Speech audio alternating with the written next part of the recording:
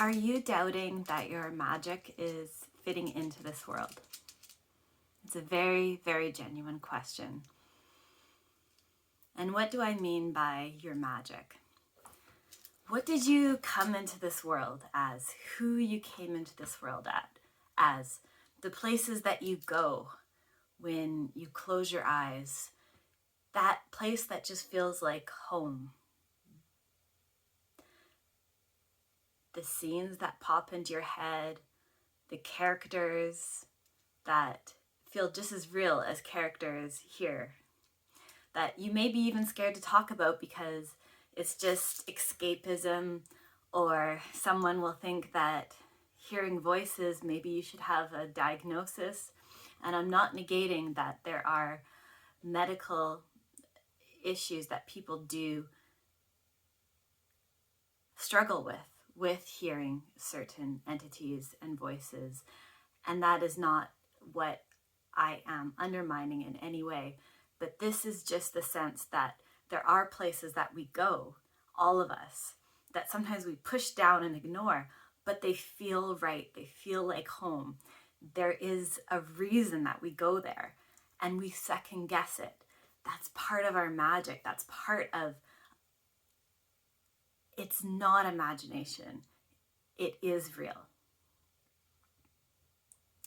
Now, I have a challenge for you, and I'm going to pick some runes out of this bag that I hand carved on Rose Quartz, which is the rune that is very correlated with your heart space, to help guide this message. I know what it is I want to say, but I'm going to just let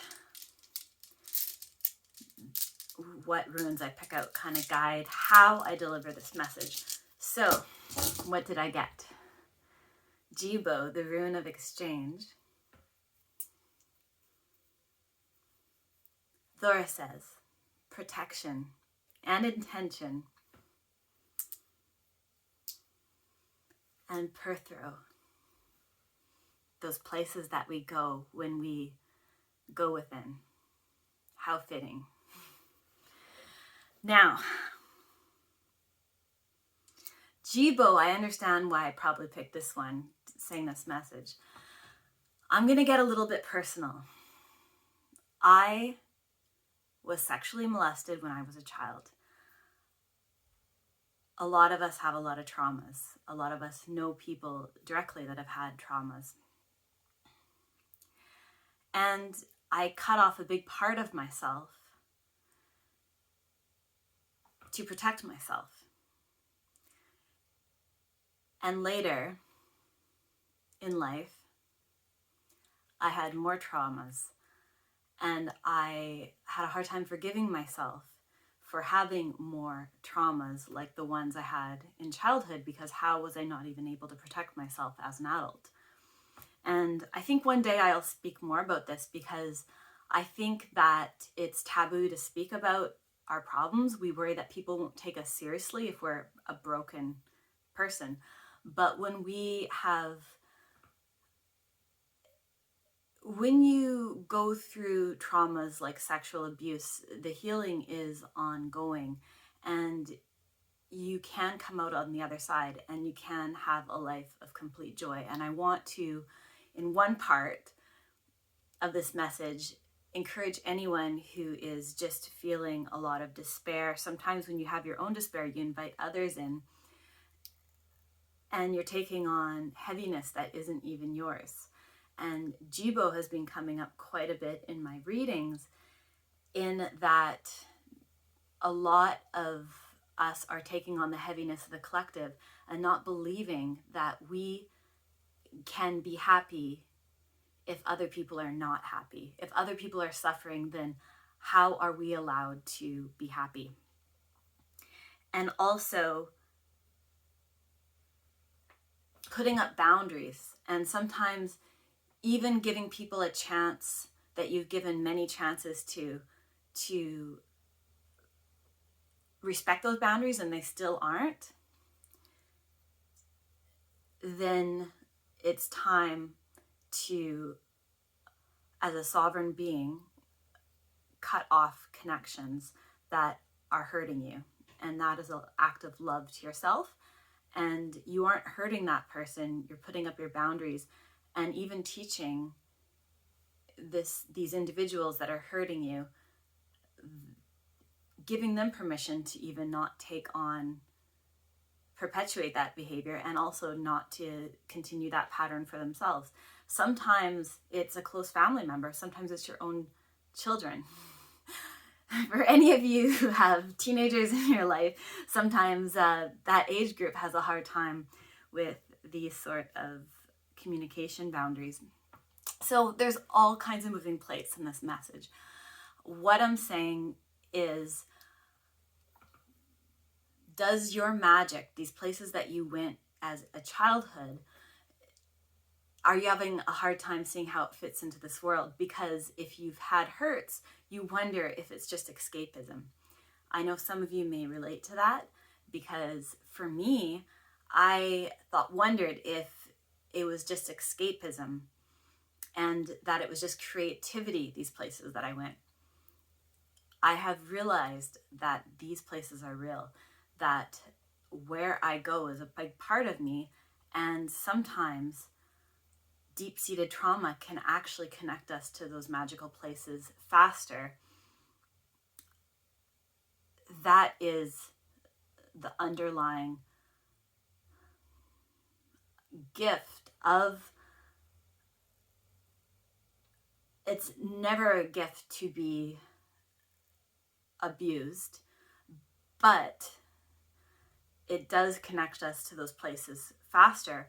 But then there's also a double-edged sword that they pull us away from those places because we second guess it. It's our safe place. We go the most deep in our heart, but then the walls come up. And even sometimes we put walls up from ourselves, from re-entering these places, and so believing that they're real. So my English may not be coming out smoothly, but I think it's important that I just try to let it come out how it's coming out. So Perthrow, these places that we go, I will have a challenge for people who may have felt that they second guess if their magic is real. I want you to just play a game. What if these places that I go in my head are real? What if these urgings that I hear about trying this out or starting this or this interest and putting this out into the world is coming from a source of knowing and a wisdom? And even though it doesn't make sense to try to put that out into the world,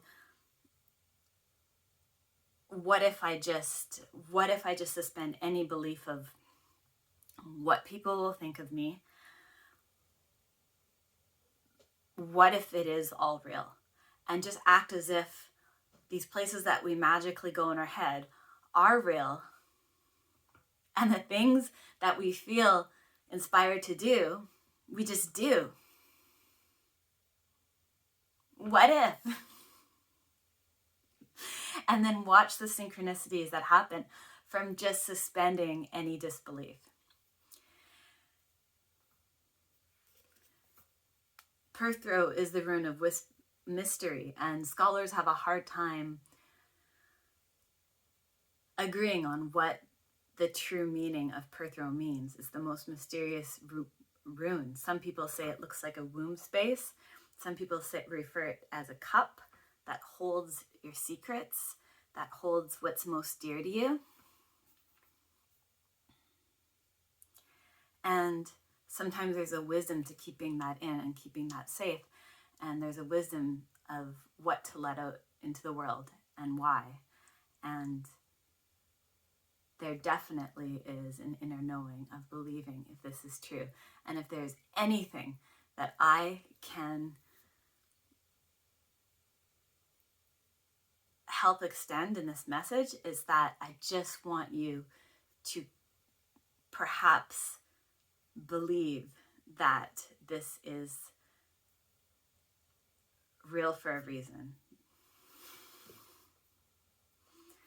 There says protection. So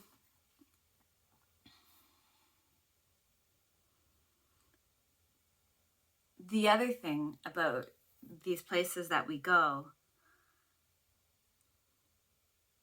is that we have friends in the other realms that we could connect to that aren't human. And we can ask for help from beings of light and beings and entities and energies and elementals that have our highest good. And we can help bridge that to Earth. We can co-create with these energies. And everything has to do with intention. And if you look at Thursaz, it kind of looks like a thorn.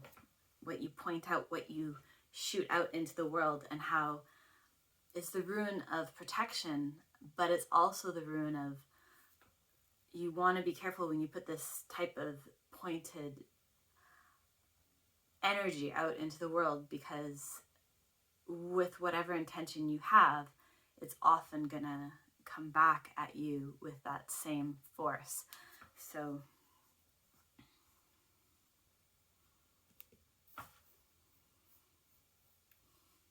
it's all real. And I just felt I needed to say that, because there are people who out there who needed to hear it.